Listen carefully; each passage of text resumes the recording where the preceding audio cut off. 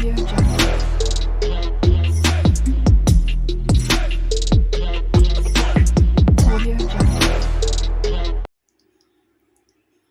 நம்ம செய்ய போகிற டிஷ் என்னென்னா ஒயிட் குருமாங்க. அந்த பார்த்திங்கன்னா அது எப்படி செய்யலான்னு பார்க்கலாம். வீடியோக்குள்ளே போகலாம். ஹாய் ஃப்ரெண்ட்ஸ், இன்றைக்கி பார்த்திங்கன்னா வெஜ் குருமா செய்ய போகிறோங்க. அதுக்கு தேவையான பொருட்கள்லாம் பார்த்துடலாம். பூண்டு, இஞ்சி, சீரகம், சோம்பு, கிராம்பு 3, ஏலக்காய் 3, பட்டை ஒரு பிஞ்ச் எல்லாமே எடுத்துக்காங்க. பிரிஞ்சி இலை, பாசி, அன்னாச்சிப்பூ வந்து பாதி எடுத்துருக்கிறேன். மிளகு 1 ஸ்பூன் எடுத்துருக்கிறேன். பார்த்திங்கன்னா இதெல்லாம் ஒன்றா சேர்த்து அரைச்சிட்டு வந்துடலாம். இப்போ அது கூடயே பார்த்திங்கன்னா 1.5 ஸ்பூன் வந்து பொட்டுக்கடலை எடுத்துருக்கிறேன். இதையும் அரைச்சிடலாம். கொஞ்சமாக சின்ன வெங்காயம் எடுத்துருக்கிறேன். ரொம்ப குட்டி குட்டியாக இருக்கும் பாருங்க, அந்த சின்ன வெங்காயம் எடுத்துக்காங்க.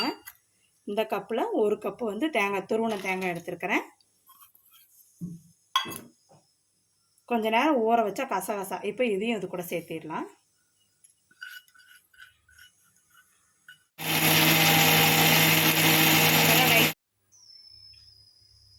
ரெண்டு ஸ்பூன் எண்ணெய் ஊற்றிக்கோங்க. இப்போ 1 ஸ்பூன் வந்து நெய் சேர்த்திக்கலாங்க குருமாவுக்கு.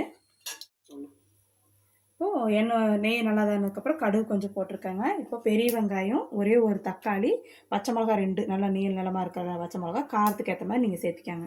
இப்போ வெங்காயம் சேர்த்துக்கலாம்.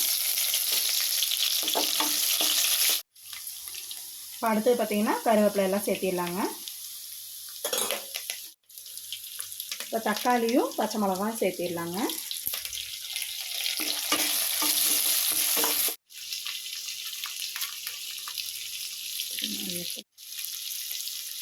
அடுத்து பார்த்திங்கன்னா தக்காளி ரொம்ப வதங்க வேண்டியதில்லை. இந்த ஸ்டேஜில் நம்ம கொஞ்சோண்டு அரைச்ச இஞ்சி பூண்டு வந்து 3/4 ஸ்பூன் சேர்த்திக்கலாங்க. அடுத்து பார்த்திங்கன்னா மீன் மேக்கர் சிறுசு இருக்குது பார்த்திங்களா, அதை வந்து நல்லா ஊற வச்சு சுடு தண்ணியில் கழுவி இப்போ இது கூட சேர்த்துக்கலாம். அடுத்து பார்த்திங்கன்னா இது கூட நல்லா கலந்து விட்டுலாங்க. அந்த பச்சை மிளகா ஸ்மெல்லுக்கு வந்தது லெஸ்ன்னு இருமல் வந்துச்சு. இப்போ நம்ம அரைச்ச விழுது பார்த்திங்கன்னா நல்லா நைஸாக அரைச்சிக்காங்க. குருணையாக அரைச்சிடாதீங்க. நல்லா எவ்வளோ நைஸாக அரைக்க முடியுமோ அவ்வளோ அரைச்சிட்டு இப்போ நம்ம இந்த மீன் மேக்கிறதுலாம் நல்லா தானதுக்கப்புறம் இதெல்லாம் வந்து சேர்த்திடலாங்க. தேவையான அளவு உப்பு போட்டுக்கலாங்க. இப்போ மிக்ஸி லைட்டாக கழுவி அந்த தண்ணி இது கூட சேர்த்திக்கலாம். அடுத்து பார்த்திங்கன்னா கொதிக்கிறப்பையே புதினா தலையை சேர்த்திக்காங்க.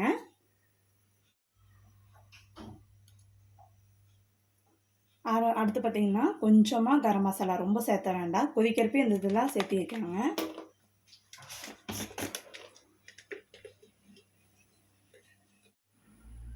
இப்போ நல்லா கொதிச்சுட்டு இருக்குதுங்க. இப்போ வந்து மூடி ஓப்பன் பண்ணிடலாம். பாருங்கள், நல்லா குருமா நமக்கு தேவையான அளவு தண்ணியெல்லாம் ஊற்றி நல்லா இந்த கலரில் வந்திருக்கும். இந்த கலரில் தான் இருக்கும். இப்போ குருமா ரெடி ஆயிடுச்சு. இப்போது கொத்தமல்லி தழை தூவி நம்ம இறக்கிடலாம். இப்போ வேறு ஒரு பாத்திரத்தில் மாற்றிடலாங்க. இந்த டிஷ்ஷு உங்களுக்கு பிடிச்சிருந்ததுன்னா லைக் பண்ணுங்கள், ஷேர் பண்ணுங்கள், கமெண்ட்ஸ் பண்ணுங்கள். மறக்காமல் சப்ஸ்கிரைப் பண்ணிவிட்டு பக்கத்தில் இருக்க பெல் பட்டனை கிளிக் பண்ணிக்காங்க. நம்ம வேறு ஒரு வீடியோவில் இல்லை வேறு கான்செப்ட்டு வேறு ஒரு டிஷ்ஷோடு சந்திப்போம். தேங்க்யூ.